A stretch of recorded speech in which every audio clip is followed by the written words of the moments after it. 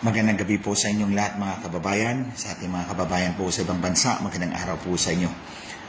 Gusto ko pong i-share sa inyo yung rebuttal ko kina Congressman Chua at Congressman Ridon dahil meron silang maraming sinabi tungkol doon, tila galit sila na yung cash on hand at cash in bank ni Inday Sara ay nandoon pala sa other personal assets. Just as I said, nung unang last 2 nights ago, nung nag-live ako. So, sagutin natin to. Pabulaan na natin sila. Sabi ni Congressman Chua, the AMLC records have shown that Vice President Sara Duterte is a billionaire. Mukhang nainggit siya.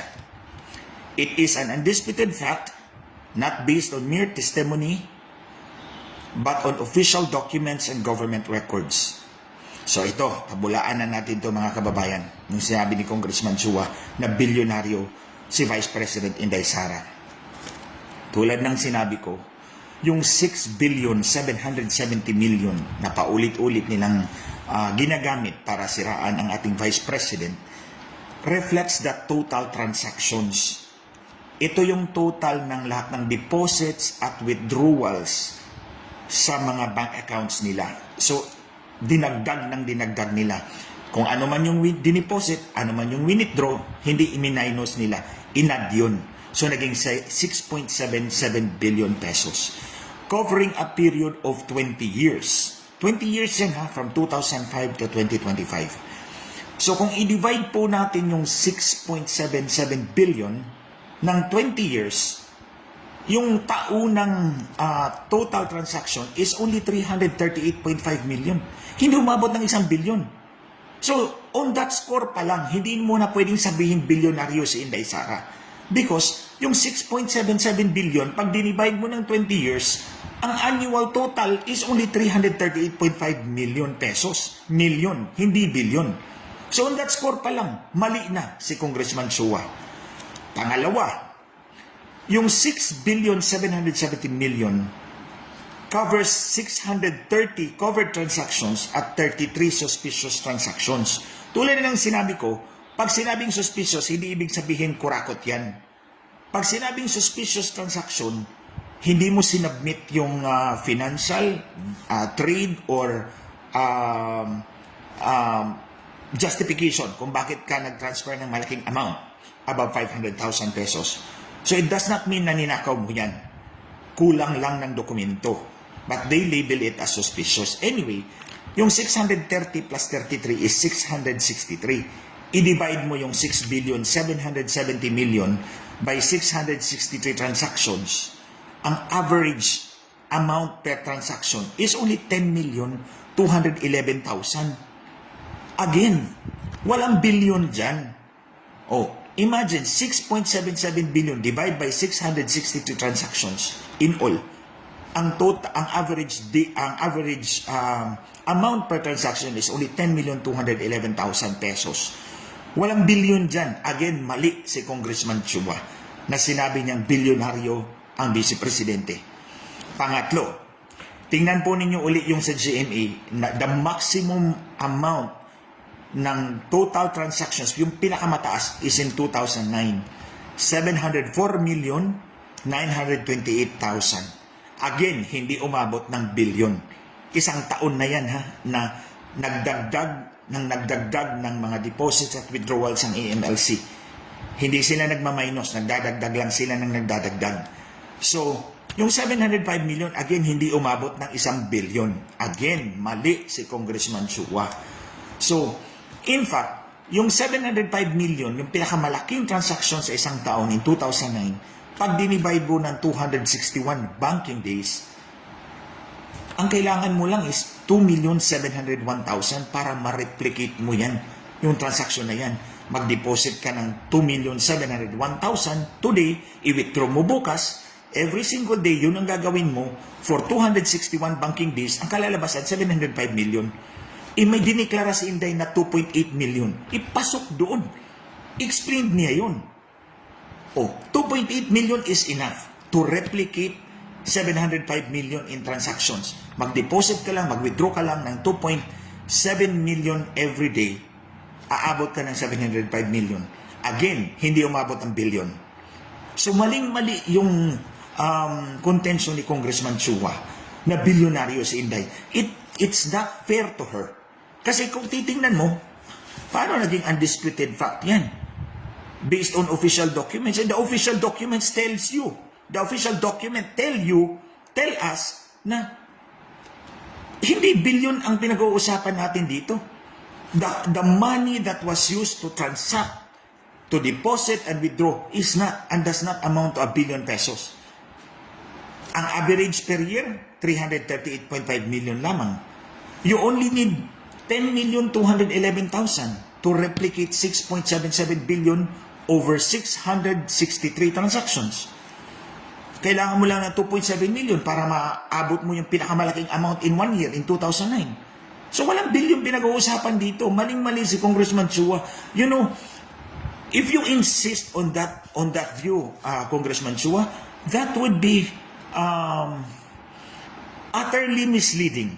Hindi lang utterly misleading, but that would be malicious to accuse the Vice President of being a billionaire when in fact, the documents, the government records, records do not support it. Ang pangalawa, ito si Congressman Ridon.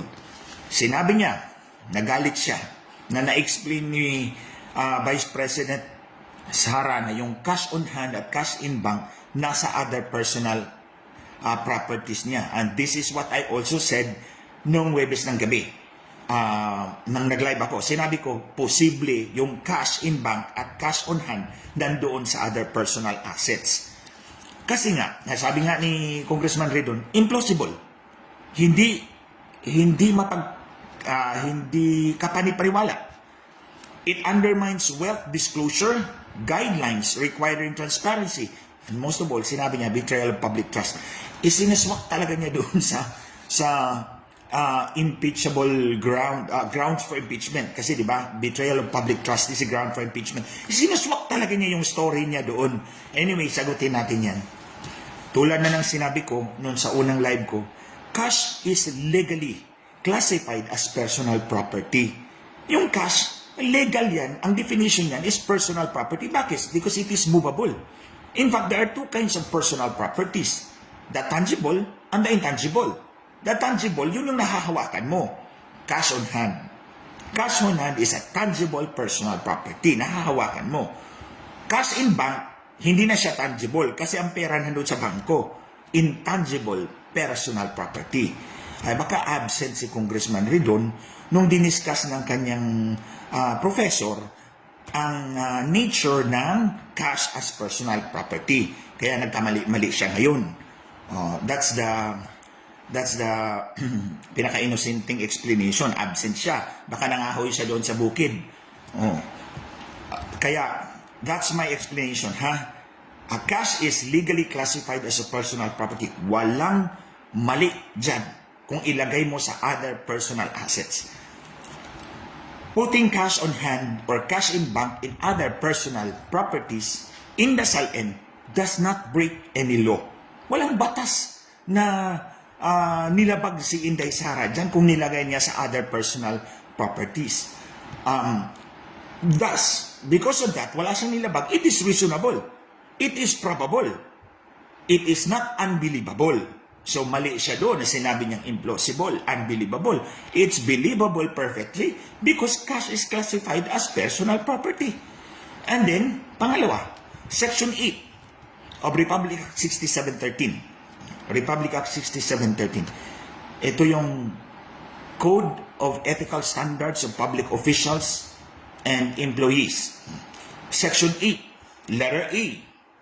Nandun yung kung ano yung ilagay mo sa SALN. Letter A na malaki, letter A na maliit. Real properties. So sinabi niya, ilagay mo yung real properties mo dyan. Letter B, personal properties. Letter C, all other assets. Sinabi niya, all other assets. Kasama na niyan, investments, cash on hand, cash in bank, stocks, bonds. Pwede niya sinabi na, i-separate mo, ihiwalay mo. Walang sinabi ang batas na about that. Sinabi lang niya, real property, personal properties, all other assets, including investments, cash on hand, cash in bank, stocks and bonds, and the like. So walang sinabi ang batas na ilagay mo yan separately. Yun ang ginigiit ni Ridon Dapat nilagay mo yan separately. Wala namang sinabi ang batas. Republic Act 6713. In fact, tingnan natin yung forma ng salin na finil up ni Inday. Ang pinagbabasayan ko yung December 31, 2024 na salin. Ang nakalagay sa salin, number 1A, real properties. Pangalawa, 1B, personal properties. Walang 1C. Number 2, liabilities. So, dalawang classification lang ang nilagay ng salin. Ang unang classification, real properties. Pangalawa, personal properties. Walang pangatlong all other assets. Siyempre, saan mo ilalagay? Yung cash. Dito mo ilagay sa personal property. So, siniparate lang niya other personal properties. Kasi wala namang all other assets na classification sa salin. Dalawa lang ang classification sa salin. Real properties, personal properties. Tama naman, nilagay ni Inday sa other personal properties ang cash in bank at cash on hand. Because yun yung tamang paglalagyan sa salin. Dalawa lang naman. Alang gagawa siya ng pangatlo. Yung pangalawa, liabilities na, pagkakautang. Pangatlo. At ito ang mahalaga. Hindi porket sinabi ni Congressman Ridon na betrayal of public trust yan, i-betrayal of public trust na. Hindi naman siya ang konstitusyon. Lalong-lalo pa hindi siya ang Supreme Court. In fact, absent nga siya nung diniscuss yung cash, yung nature ng cash kasi hindi niya naiintindihan Okay, I'll refer you to Gonzales III versus Office of the President et al. Dito dinefine ng Supreme Court kung anong ibig sabihin ng betrayal of public trust. Babasahin ko para hindi tayo magkamali. The Constitutional Commission, ito yung nagbalangkas ng ating konstitusyon, sumulat, eventually found it reasonably acceptable for the phrase betrayal of public trust to refer to, ito na yun, acts which are just short of being criminal. So ito yung mga acts na hindi criminal. They fall short of being criminal. But constitute gross faithlessness against public trust, tyrannical abuse of power, inexcusable negligence of duty, favoritism, and gross exercise of discretionary powers. Hindi pwedeng yung betrayal of public trust will just be up to you or my own definition. Or in this case, the definition of Attorney Ridon o Congressman Ridon. Hindi naman pwede. We are a government of laws. So meron dapat tayong standard. Ito yung standard ng constitutional provision na betrayal of public trust. Hindi pwedeng, kaya porket sasabihin ni Ridon na betrayal of public trust, hindi pwede. Now, ngayon, tingnan natin. Yung paglagay ng cash on hand or cash in bank sa salin under other personal properties, does it constitute gross faithlessness against public trust? Walang gross faithlessness dyan. Because in fact, justified siyang ilagay yan sa other personal properties because cash is defined properly in law as personal property. Yung salin, walang specific na nilagay doon na ilagay mo yung cash. Ang dalawa lang nilagay, real property, personal property. Personal property ang cash. Tama yung pagkalagay niya. So walang gross faithlessness against public trust. Mas lalong hindi yan tyrannical abuse of power. Yung paglagay sa ng cash sa other personal property, hindi siya tyrannical abuse of power. Hindi siya inexcusable negligence of duty. At lalong hindi siya favoritism. Wala siyang pinapaboran dyan. At hindi siya gross exercise of discretionary power. So in other words, yung paglagay ni Vice President Sara Duterte ng cash on hand at cash in bank, nilamp niya together sa other personal properties does not fall under the standard definition of betrayal of public trust. So ngayon, mali si Congressman Ridon. Mali si Congressman Chua. Hindi bilyonaryo si Vice President Sara Duterte. Bilyonaryo lang sa kanilang paningin because ginigiit nila at gusto nilang tanggalin sa pwesto even without proper justification. Ganon din si Congressman Ridon. Pinipilit niya na betrayal of trust, public trust. Kita naman natin, hindi siya pasok sa definition of the legal definition of betrayal of public trust. Hindi porket sinabi niya na betrayal yan, no. So yun lang gusto kong i-share sa inyong mga kababayan. Kailangan nating sagutin sila because I find it grossly unfair na pinipilit nila lang yung kanilang views when in fact, the data, the records are susceptible of a different interpretation. And because impeachment results in removal from office, then yung quantum of evidence should be guilty beyond reasonable doubt. Dapat mabigat yung quantum of evidence. And kung the document, the data is susceptible of a different interpretation, it should be interpreted in favor of the Vice President. So puputulin ko na lang mga kababayan dahil pinapatay na naman yung signal ko ni Lisa Marcos o ni George Garcia. Ito yung dalawang evil people in the world. So muli maraming salamat hanggang sa susunod.